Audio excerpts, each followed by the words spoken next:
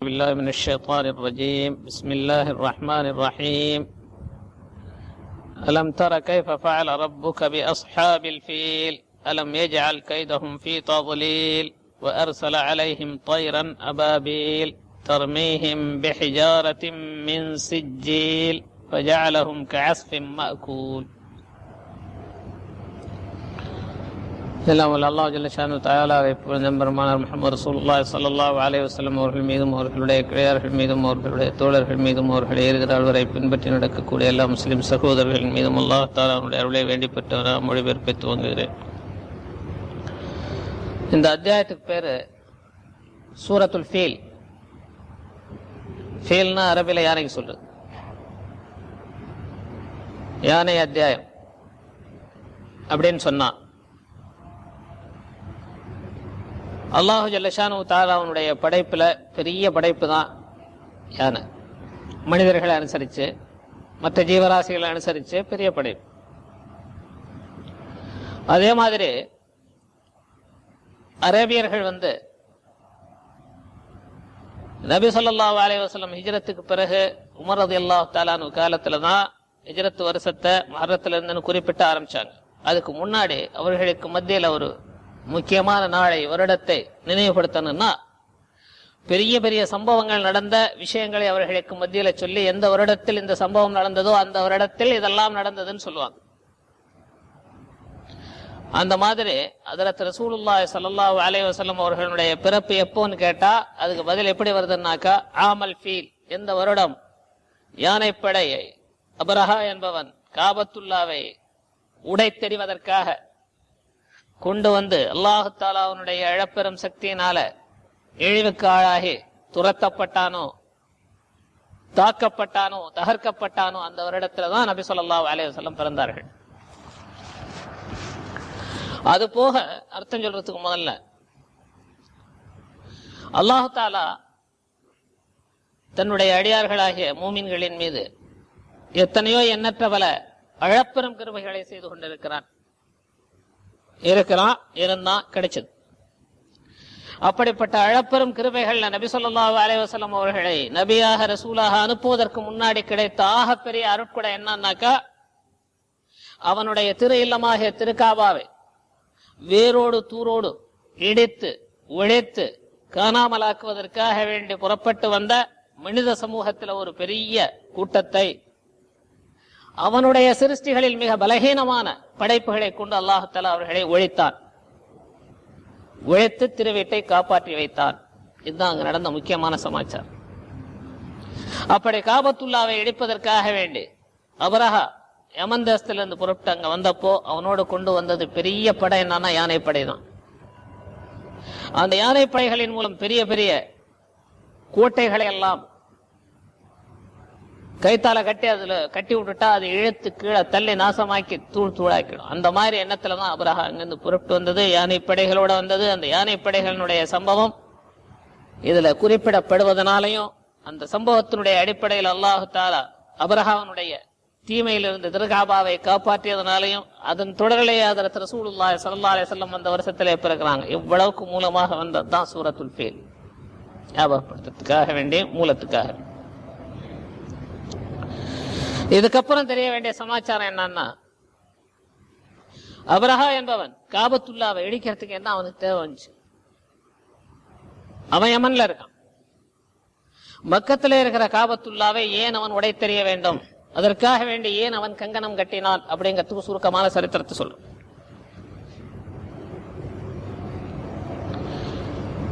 யமன்ல இருந்த அபரஹாவுக்கு அதற்கு முன்னாடி எத்தனையோ எதிரிகள் இருந்தார்கள்.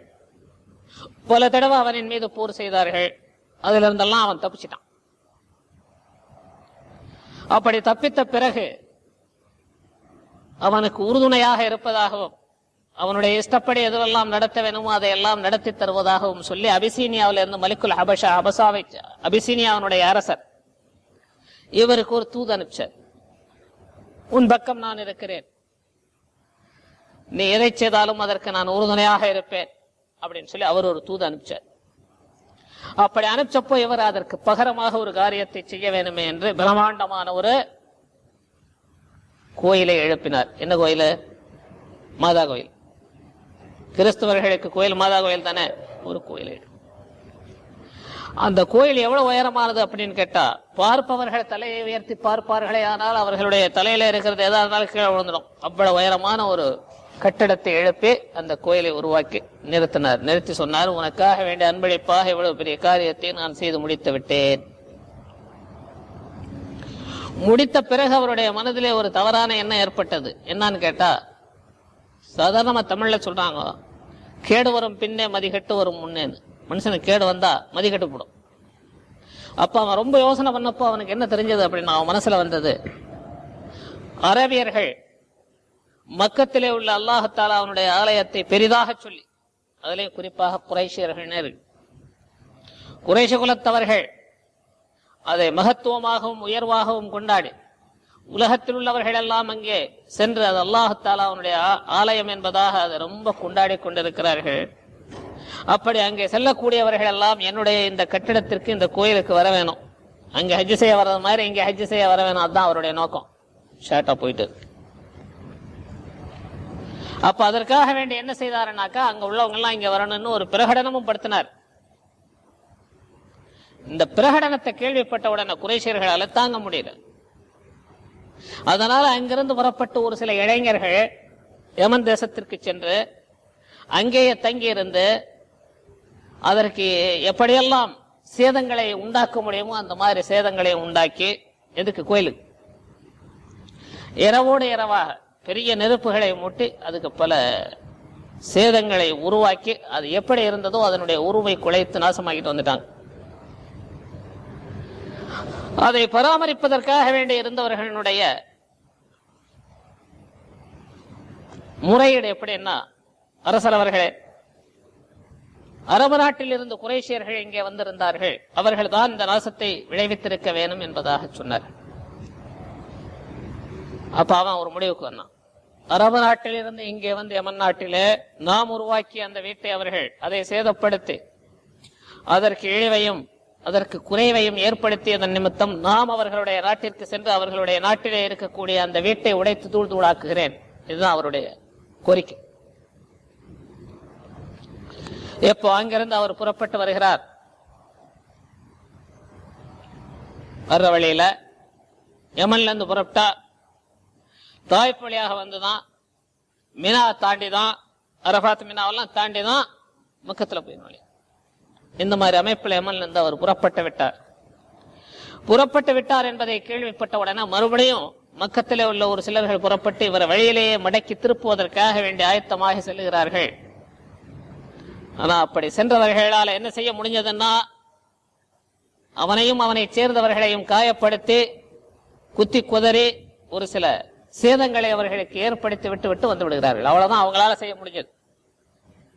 அப்படி இருந்தும் கூட அபராஹா திரும்புவதற்கு தயாராக இல்லை. அங்கிருந்தே மருந்து கிருந்தெல்லாம் போட்டு காயத்தை எல்லாம் ஆத்திக்கிட்டு மீண்டும் திரும்ப வருவதாக ஒரு பிரகடனப்படுத்தி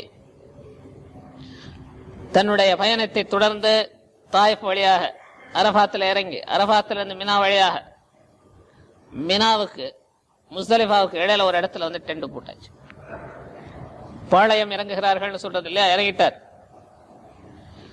இறங்கிய பிறகு அவர் செய்த மாபெரிய காரியம் என்ன அப்படின்னா, தன்னுடைய ஆட்களை மக்கத்திலே அனுப்பி மனிதர்களுக்கு சொந்தமான உடைமைகளை எல்லாம் கொள்ளையடித்துக் கொண்டு வரும்படியாக உத்தரவிட்டார். அதிலே அவர்கள் அங்கே சென்று மனிதர்களுக்கு சொந்தமான உடைமைகளை கொள்ளையடித்து சென்று விட்டார்கள். அதிலே குறிப்பாக சொல்லப்படுவது அப்துல் முத்தலிபுக்குரிய 200 ஒட்டகைகள்னு. 200 ஒட்டை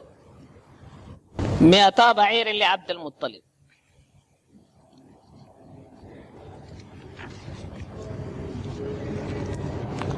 சரி, இப்ப இதெல்லாம் புடிச்சு கொண்டாந்து வச்சுக்கிட்டு, கொள்ளையடிச்சு கொண்டாந்து வச்சுக்கிட்டு அங்கிருந்து ஒரு தூது அனுப்புறார். அனுப்பும்போது சொல்லுகிறார், நான் மக்கத்திலே வந்து உங்களை அழைப்பதற்காக வேண்டியோ உங்களுடைய பொருள்களை நான் எடுத்துக்கொண்டு உங்களுக்கு சேதத்தை உருவாக்குவதற்காக வேண்டியோ நான் வரவில்லை. உங்களிடத்திலிருந்து என்னுடைய ஆட்கள் கொண்டு வந்த பொருட்களை எல்லாம் நான் திருப்பி தர தயாராக இருக்கிறேன். ஆனா உங்கள் ஊரிலே இருக்கிற அந்த வீட்டை நான் நாசப்படுத்துவதற்காக வேண்டி எனக்கு நீங்கள் ஒத்தாசைகள் செய்ய வேண்டும், உறுதுணையாக இருக்க வேண்டும். இதுதான் அவன் கேட்டு. இந்த தூது அங்க போய் சேர்ந்த உடனே அங்கிருந்து ஊருக்கு, அந்த நகரத்திற்கு தலைவராக அப்போது இருந்த அப்துல் முத்தலிப் அங்கிருந்து புறப்பட்டு நேரா போறார். அப்துல் முத்தலிப் இப்னு ஹாஷிம் வந்து சொல்றார், உன்னோடு சண்டை போடுவதற்கு எங்களுக்கு சக்தி கிடையாது. நேரான பேச்சு.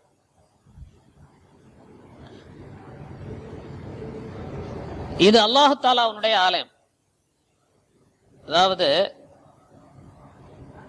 அரபியர்கள் வந்து அல்லாஹு தாலாவை இப்ப உள்ள ஆட்களை விட கூடுதலா தெரிஞ்சு வச்சிருந்தாங்க. ஆனா முஷ்ரிக்குகளா இருந்தாங்க.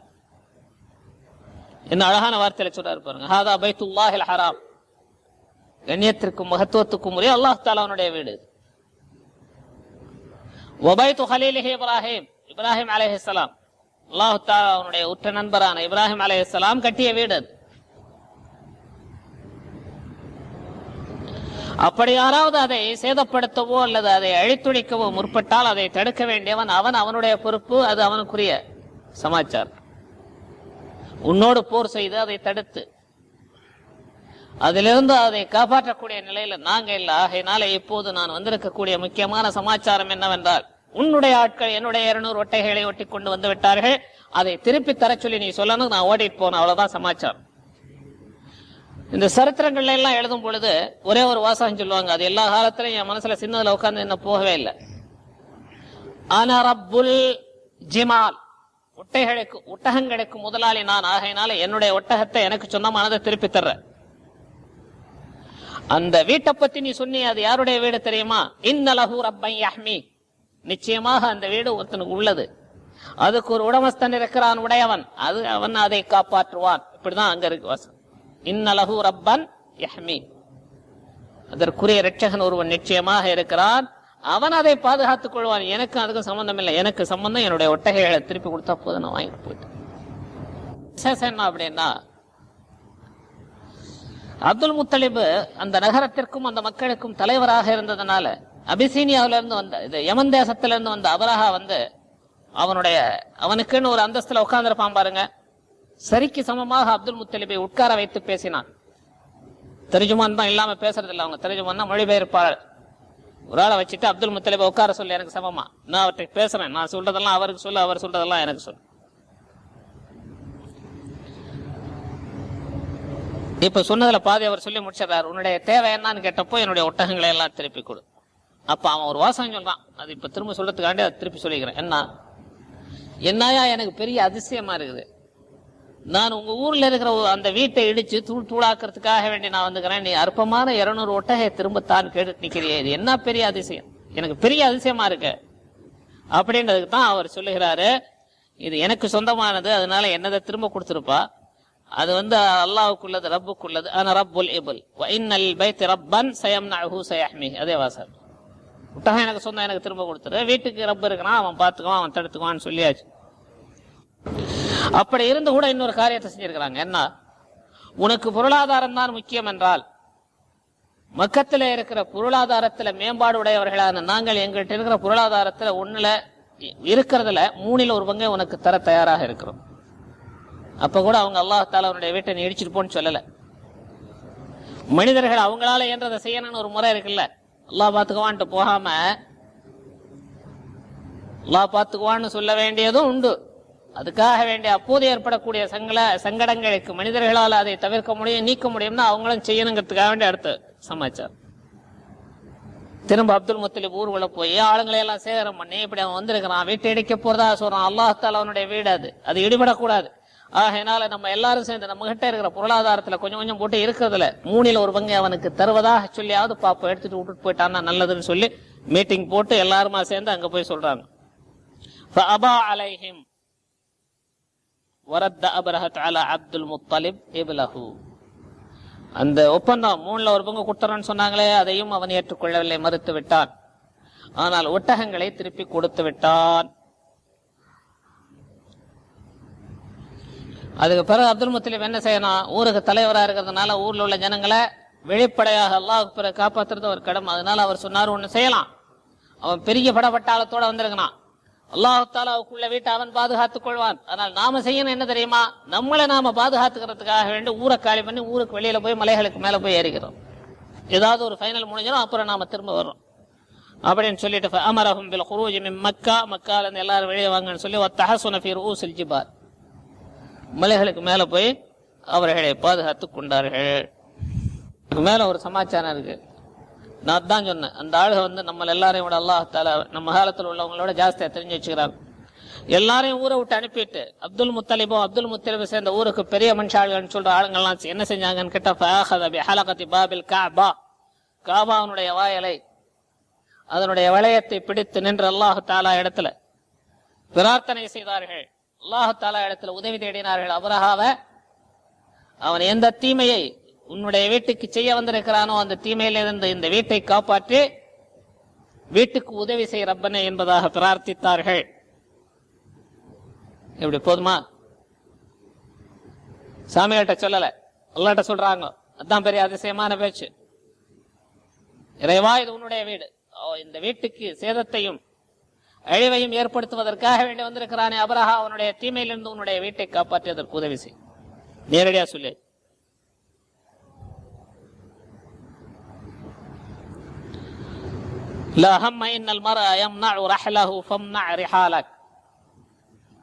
மனிதனுக்கு சக்தி என்னன்னா, அவனுக்கு உள்ளதை எவ்வளவு முடியுமோ அவ்வளவு தடுத்துக்கலாம்.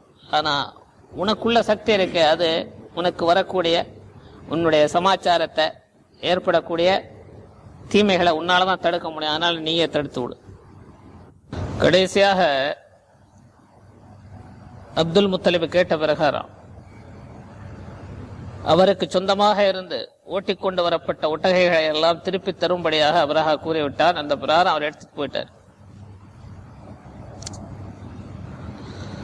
ஆனால்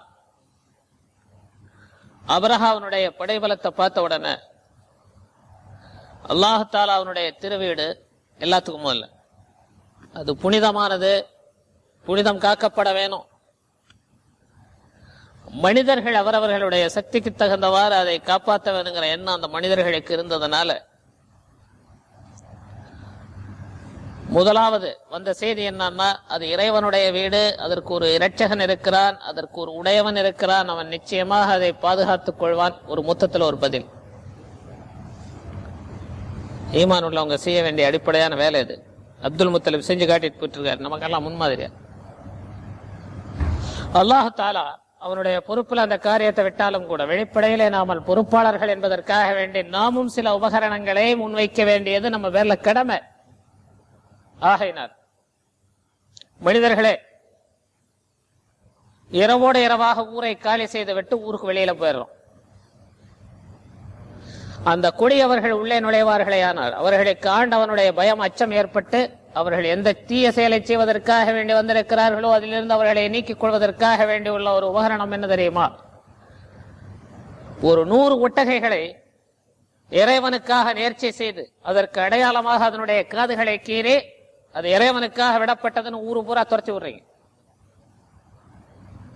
அப்போதுள்ள நியமன பிரகாரம் அறியாத காலத்துல கூட அல்லாஹ்வுக்கு என்று பெயர் சொல்லி விடப்பட்ட எந்த பிராணியையும் துன்புறுத்தக்கூடாதுன்னு அவர்களுடைய மனதில் ஒரு பயம் இருந்தது. அப்படி துன்புறுத்தினால் இறைவன் கண்டிப்பாக நம்மளை தண்டிப்பான். அந்த பயத்திலாவது அவர்கள் இந்த தீமையை செய்வதிலிருந்து விலகிச் செல்லட்டும்னு சொன்னார். ஆக ஊர் காலி ஆயிடுச்சு.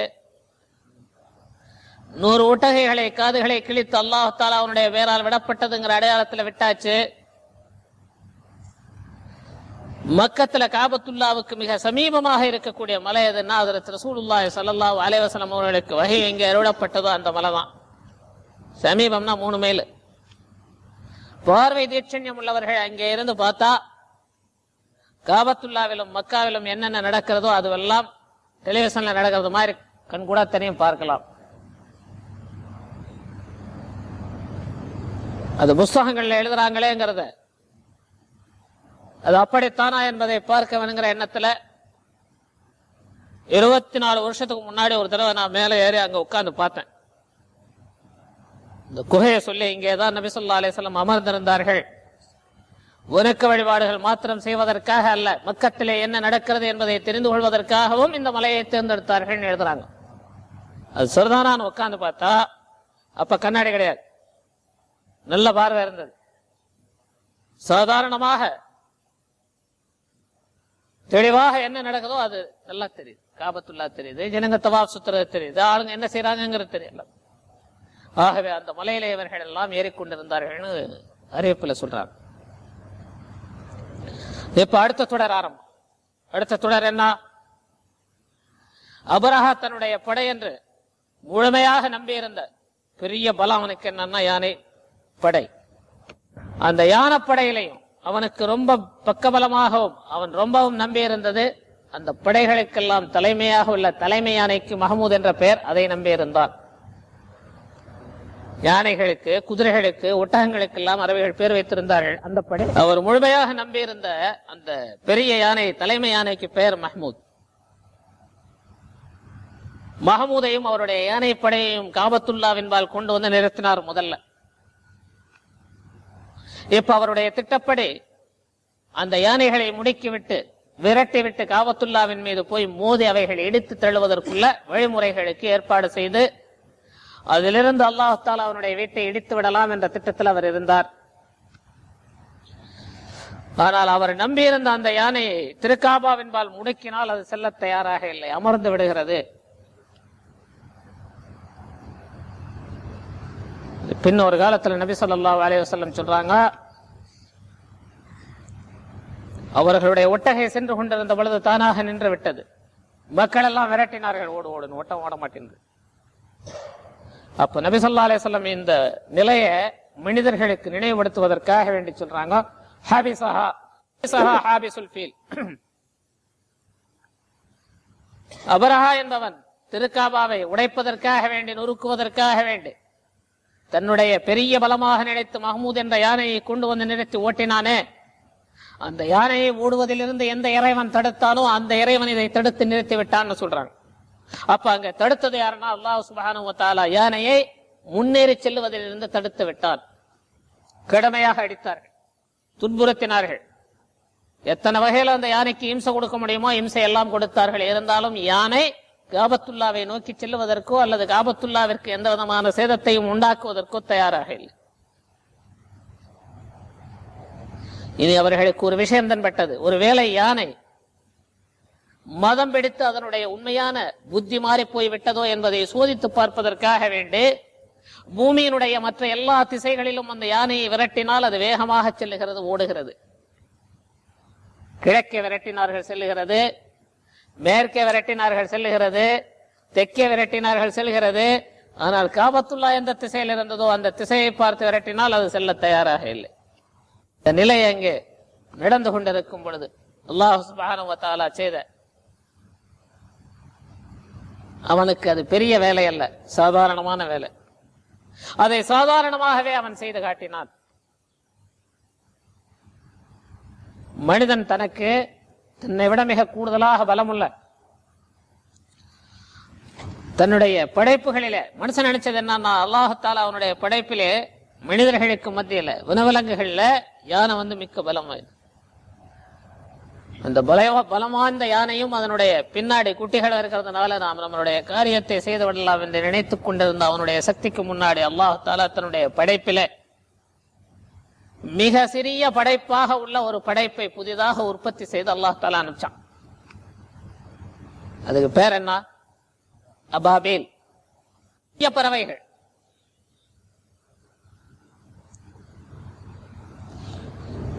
அந்த பறவைகள் அவைகளுடைய கால்களிலே 2 கற்களையும் சுண்டிலே ஒரு கல்லையும் சுமந்து வந்தது. சரியான அறிவிப்பு.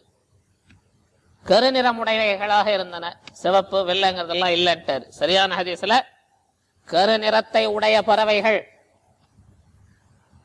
2 கால்களிலே 2 சிறிய கற்களையும், கல்லினுடைய அளவு ஹதீஸ்ல நபி ஸல்லல்லாஹு அலைஹி வஸல்லம் சொல்றாங்க, சுண்டகல் அளவு, பருப்பு அளவு.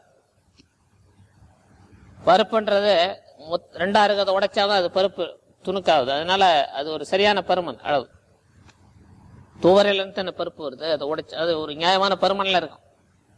குண்டக்கடலை அதை விட கொஞ்சம் பெருசா இருக்கும். அந்த சிறிய பறவைகள் சுண்டுகளிலே ஒரு கல்லையும் 2 கால்களிலே 2 கற்களையும் சுமந்து கொண்டு வந்தன. வந்தன வர வைத்தது யார்? அர்ஸல அலைஹிம் தைரன் அபாபீல். அபாபீல் என்ற பறவைகளை சர்வ வல்லமை உள்ள அல்லாஹ் சுப்ஹானஹு வ தஆலா அவர்களுக்கு மேலே அனுப்பி வைத்து அவர்களை அழிப்பதற்காக வேண்டி உள்ள ஏற்பாட்டை செய்தான். வந்த பறவைகள் என்ன செய்தன? தர்மீஹிம், அவர்களின் மீது அந்த கற்களை போட்டன, எரிந்தன. பிஹிஜாரத்தின், கற்களால் எரிந்தன. அந்த கற்களுக்கு அல்லாஹ் தஆலா வைத்திருந்த பிரம்மாண்டமான சக்தி என்ன தெரியுமா? அந்த கற்கள் யாருடைய தலையில விழுந்தாலும் அங்கிருந்து அது கிழித்துக் கொண்டு மறுபகுதியிலே சென்று விடும். உடலில் எந்த பகுதியிலே பட்டாலும் அங்கே பட்டவுடன் அடுத்த பகுதியில் அது வெளியாயிடும். தலையில் விழுந்தால் தலையிலிருந்து வெளியாகிறதுக்கு எங்க பகுதி இருக்கோ அது வழியா வெளியாயிடும். உடம்பிலே பட்டால், கையிலே, காலிலே, எங்கே பட்டாலும் சரி, பட்ட இடத்திலிருந்து அது துளைத்துக் கொண்டு வெளியேறிவிடும். அப்படி வெளியேறிவிட்டால் யாருடைய உடம்பை அது துளைத்ததோ அவர்களுடைய நிலைமை என்ன தெரியுமா? அந்த நிமிஷத்திலேயே அவர்களுடைய உடல்கள் எல்லாம் மிருகங்கள் அவைகளுக்குள்ள தீனியான காய்ந்த புல்லுகளை திண்ட பிறகு மெண்டு கிண்டு திண்டு சவச்சு போட்டா எப்படி இருக்கும், அந்த நிலைமைக்குரியவர்களாக அவர்களுடைய உடல் ஆகிவிடுகிறது. தேரவே தேராதன்னு அர்த்தம். உடனே சாகல ஒருத்தம் கூட, கொஞ்சம் கொஞ்சமாக சாகடிக்கப்பட்டிருக்கிறார்கள். கொஞ்சம் கொஞ்சமாக அது எங்கே பட்டதோ அது கிழித்து விடுகிறது. கிழித்த பிறகு மருந்தே செய்ய முடியாது, மருத்துவமே கிடையாது. அதன் மூலமாக அவர்களுடைய உடலிலே கடுமையான வேதனை ஏற்பட்டு துன்புறுத்தப்பட்டுக் கொண்டிருப்பார்கள். அல்லாஹ் காப்பாத்து. இந்த இரட்டுல பறக்கமே சின்னதா என்னது, ஒவ்வாளா? ஒவ்வாள் தானே அது. ஒவ்வாள் மாதிரி உள்ள பறவைன்றான். கருப்பாக இருந்தது, 2 ரெக்கைகள், காலு சுண்டு. ரெக்கையில பறந்து வர்றப்போ கால்களிலே 2 கற்களையும் சுண்டிலே ஒரு கல்லையும் தூக்கிட்டு வந்து மேலிருந்து போட்டன. அதை சொல்லும் பொழுதே பன்மையாக சொல்கிறான். எத்தனை பறவைகள் வந்தனங்கிறது யாருக்கும் தெரியாது, வந்து கொண்டே இருந்தன. அல்லாஹ் தஆலா அவனுடைய கூற்று எப்படின்னா, மனிதர்களுடைய கூடுதலான சக்தி பலத்தால் அல்லாஹ் தஆலா அவனுடைய சக்தியோட மோதுறப்போ அவர்களை அழிக்கிறதுக்கு அல்லாஹ் தஆலா கையாண்ட பிரம்மாண்டமான சக்தி என்னன்னா, அவனுடைய படைப்புகளிலே மிக பலகீனமானவைகள். கொசுவு, நூலாம்பட கட்டுது, 8 கால பூச்சி, ஒவ்வா மாதிரி சின்ன பறவைகள், அஜஸுல் ஹல்க்னு சொல்றது அவனுடைய சிருஷ்டிகளிலே மிக இயலாதவைகள், வேகமா தட்டினா உழுந்து ஒளிஞ்சு போயிடும், அந்த மாதிரி உள்ள சமாச்சாரம். அவைகளை கொண்டு அல்லாஹ் தஆலா தன்னுடைய காரியத்தை உலகத்திலே நிலைநிறுத்தி வைக்கிறான். தன்னுடைய வீட்டை காப்பாற்றினான், தன்னுடைய நபியை காப்பாற்றினான், தன்னை ஈமான் கொண்ட விசுவாசிகளை அல்லாஹ் சுப்ஹானஹு வ தஆலா காப்பாற்றினான். தலையிலே விழுந்தால் அவனுடைய தலை பொந்து போய்விடும். உடலிலே விழுந்தால் உடலிலே எந்த பகுதியில் பட்டதோ அதை துளைத்துக் கொண்டு சென்றுவிடும். இதற்கு மத்தியில் அல்லாஹ் தஆலா ஒரு கடுமையான காற்றையும் அனுப்பி வைத்தார். அந்த காற்றுகள் கூட கற்களை கலந்து வந்தது. காற்றுகள்ல கூட கற்கள் கலந்து வந்து அவர்களை அடித்தன. அதனால் அவர்கள் கடினமாக துன்புறுத்தப்பட்டார்கள். ஆனா ஒருத்தருமே மிஞ்சல, எல்லாருமே அழித்துழைக்கப்பட்டார்கள். ஆனா அங்கே இல்லை, அழித்துழைக்கப்பட்டார்கள். அதனுடைய முடிவு என்னவாக இருந்தது? கால்நடைகள் அவைகளுக்காக வேண்டி உள்ள காய்ந்து போன வைக்கோல்கள், எந்த ரகத்துல இருந்தாலும் சரி, கோதுமையோ நெல்லோ ஏதோ அவைகளுக்காக வேண்டி வைத்து காய்ந்து போன பிறகு திண்டு மெண்டு துப்புனா எப்படி இருக்குமோ அந்த மாதிரி இருந்து, அந்த மாதிரி அவர்கள் ஆகிவிட்டார். இப்ப தொடக்கத்துக்கு போறோம், இன்னும் அர்த்தமே சொல்லல. பிஸ்மில்லாஹிர் ரஹ்மானிர் ரஹீம். அலம் தர கைஃப ஃபஅல ரப்புக பி அஸ்ஹாபில் ஃபீல். நபி அவர்களை நீங்கள் பார்க்கவில்லையா? மனசால பாருங்க, செய்திகளை சொல்லுகிறோம், அதை வைத்து என்ன நடந்திருக்கும் என்று நீங்கள் பார்த்துக் கொள்ளுங்கள். நீங்கள் பார்க்க வேண்டாமா? பார்க்கவில்லையா? கைஃப ஃபஅல ரப்புக, உம்முடைய இரட்சகனாகிய அல்லாஹ் சுப்ஹானஹு வ தஆலா பி அஸ்ஹாபில் ஃபீல், யானைப்படை உடையவர்களை என்ன செய்தான் என்று நீங்கள் பார்க்கவில்லையா? 2 வார்த்தையில சொன்னார். அதை அழித்து முன்னோடு மண்ணாக தரையோடு தரையாக ஆக்க வேண்டும் என்று கங்கணம் கட்டி கொண்டு வந்த ஒருவனை, அவனையும் அவனை சேர்ந்தவர்களையும் அவனுடைய படை வட்டாளங்களையும் அல்லாஹ் சுப்ஹானஹு வ தஆலா தன்னுடைய சிருஷ்டிகளில் மிக கேவலமான இழிவாக கருதப்படுகின்ற சின்ன பறவைகளை வைத்து அழித்தொழித்தார். அலம் யஜ்அல் கைதஹும் ஃபீ தضلீல், அவர்களுடைய சூழ்ச்சிகளை எல்லாம் வழிகேட்டில் அல்லாஹ் தஆலா ஆக்கவில்லையா? ஒரு வார்த்தையில சொன்னா அவைகளை முறியடித்து விட்டான். வெளிப்படையாக அவன் செய்தது என்னவோ, அரசல் அலைஹிம் தயரன் அபாபில், வௌவால்களை போன்று பலகீனமான படைப்பினங்கள்ல பலகீனமான படைப்பின. அதுக்கு தான் அல்லாஹ் தஆலா அப்படி சொல்லி காட்டு. வேகமா தட்டினீங்கன்னா விழுந்துடும். 8 கால பூச்சியும் அப்படிதான், வேகமா தட்டினா விழுந்துடும். ஈயும் கொசுவும் அப்படிதான், கிடைச்சு தட்டினீங்கன்னா விழுந்துடும். எனக்கு கிடைக்காது இல்ல, கிடைச்சு தட்டினா விழுந்துடும். அப்படி அவர்கள் எத்தனைத்த போது அல்லாஹ் தஆலா அவனுடைய வீட்டை அழிப்பதற்காக வேண்டி அல்லாஹ் தஆலா செய்த காரியம் என்னன்னா, வஅர்ஸல அலைஹிம் தய்ரன் அபாபில், அபாபில் என்ற பறவைகளை அவர்களுக்கு மேலே அல்லாஹ் தஆலா அனுப்பி வைத்தான், தலைமேல். தர்மீஹிம் பிஹிஜாரத்தின், கற்களை கொண்டு அவைகள் எறிந்தன. அதனுடைய விதத்தை நபி ஸல்லல்லாஹு அலைஹி வஸல்லம் சொல்லிட்டாங்க. கால்களிலே 2 கற்களையும் சுண்டிலே 1 கல்லையும் சுமந்து வந்தது. அதை போட்டால் இப்போது மனிதர்களுக்கு மத்தியில் மிக கடுமையாக விஷமுள்ள ராக்கெட்டுகளை விட்டு அல்லது பாம்புகளை போட்டு மனிதர்களை எவ்வளவு துரிதமாக அழிக்கிறார்களோ, இதை விட கூடுதலான, பல கோடிக்கணக்கான மடங்கு கூடுதலான சக்தி உடையதாக அது இருந்தது. அதுக்கு நிகராக இது ஆகவே முடியாது. மென்சிஜல்னா சலிபன் எழுதுறாங்க, அந்த கல்லு கடுமையான சக்தி உடையதாக இருந்தது. அந்த மாதிரி எரியப்பட்ட பிறகு ஃபஜஅலஹும், அவர்களை அல்லாஹ் தஆலா ஆக்கிவிட்டான், கஅஸ்ஃபின் மஅகூல், தின்னப்பட்ட கால்நடைகள் உணவாக எதை தின்னுகிறதோ, காய்ந்த வைக்கோல்கள், அவைகளை எல்லாம் தின்ன பிறகு, தின்னு முடிச்ச பிறகு எந்த மாதிரி ஆயிடுதோ அதே மாதிரி அவர்கள் ஆக்கப்பட்டார். அவர்களை அல்லாஹ் தஆலா ஆக்கிவிட்டார். ஒரே ஒரு சமாச்சாரம் தெரியணும் அத்தியாயத்தை முடிக்கிறதுக்கு முதல்ல. அது என்னன்னா, எந்த அபரஹா அல்லாஹ் தஆலா அவனுடைய வீட்டை அழிப்பதற்காக வேண்டி எத்தனைத்து புறப்பட்டானோ அவனை அல்லாஹ் தஆலா அங்கே வச்சு அழிக்கல. காரணம் என்னன்னா, இப்படிப்பட்ட கை அவர்கள் மற்றவர்களுக்கு படிப்பினையாக இருக்க வேண்டுமே என்பதற்காக வேண்டி அவனை காயப்படுத்தி குத்தி குதிரை எடுத்து மற்றவர்களால் சுமந்த நிலையில், 4 பேர் கடல்ல பொறுத்திட்டு போறான்னு சொல்றது இல்லையா, அந்த மாதிரி சுமந்த நிலையில் அவனை அவனுடைய நாட்டிலே கொண்டு போய் சேர்த்தார்கள். சேர்த்த பிறகு அவன் இருந்தவர்களுக்கு இங்கே நடந்தவைகளை எல்லாம் எடுத்து சொன்னார். இப்படி எல்லாம் நடந்தது என்பதையும் எடுத்து சொன்னான். அதற்கு பிறகு அவனுடைய நிலை என்ன ஆயிடுச்சுன்னா, அவனுடைய இருதயம் அவனுடைய நெஞ்சத்திலிருந்து தனியாக கிளம்பி வெளியே வந்துடுச்சான். போதுமா, இருதயம்னு ஒண்ணு இருக்கு, நெஞ்சுக்குள்ளதானே இருக்கு. நெஞ்சுன்றது இந்த மேல் பகுதி சொல்றது, செஸ்ட், நெஞ்சுக்குள்ள ஒண்ணு கட்டு ஆடிக்கிட்டே இருக்கு, அதுக்கு பேர் தான் இருதயம். அது கட்டு நின்றுடுச்சுன்னா மூத்தா போயிட்டாங்கன்னு. இந்த நெஞ்சில் இருந்து அது தனிப்பட்டு கிளம்பி தனியாக வெளியே வந்துடுச்சு. கடுமையாக துன்புறுத்தப்பட்ட நிலையில் அவன் இருந்து கொண்டிருந்தான் இடைப்பட்ட காலத்துல. இப்படியாக அவனும் செத்தான், முடிஞ்சான். ஆனா அபரஹா இறந்து போறதுக்கு முன்னாடி அல்லாஹ் தஆலா அவனுடைய பிரம்மாண்டமான சக்திகளை பற்றி தன்னை சார்ந்தவர்களுக்கு எடுத்து சொல்லிவிட்டு இறந்து விட்டான். அந்த தொடர்ல அபிசீனியாவில் இருந்த அரசருக்காக வேண்டி கட்டப்பட்ட இந்த மாபெரிய கோயில அவருக்காக வேண்டி அவர் கட்டினார் என்பதற்காக வேண்டி இவர் செத்த பிறகு, அப்படின்னா அபரஹாவனுடைய இறப்பிற்கு பிறகு அபிசீனியாவில் இருந்த மன்னர் யமனில இறந்து போன அபரஹாவை சார்ந்தவர்களுக்கு உதவிகள் ஒத்தாசைகள் அனுப்பி கொண்டிருந்தார். இதற்கிடையில் அரபிகள் மீண்டும் அவர்களுடன் சாவாசத்தை தொடங்கினார்கள். ஒரு அமைதியான சூழ்நிலை ஏற்பட்டு போச்சு. திரும்ப ஒரு காலத்துல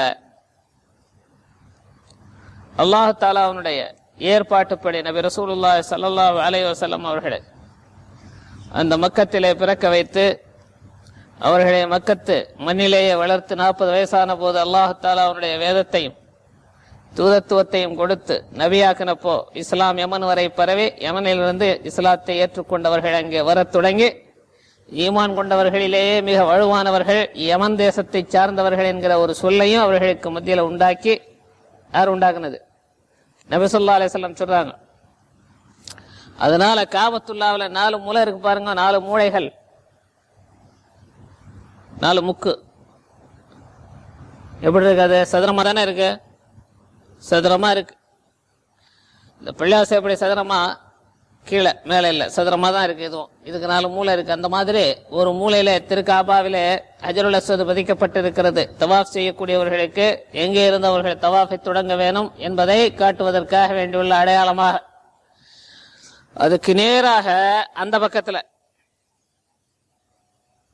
சமமாக இருக்கிற ஒரு மூலை வந்து யமன் தேசத்தை பார்த்துருக்குது.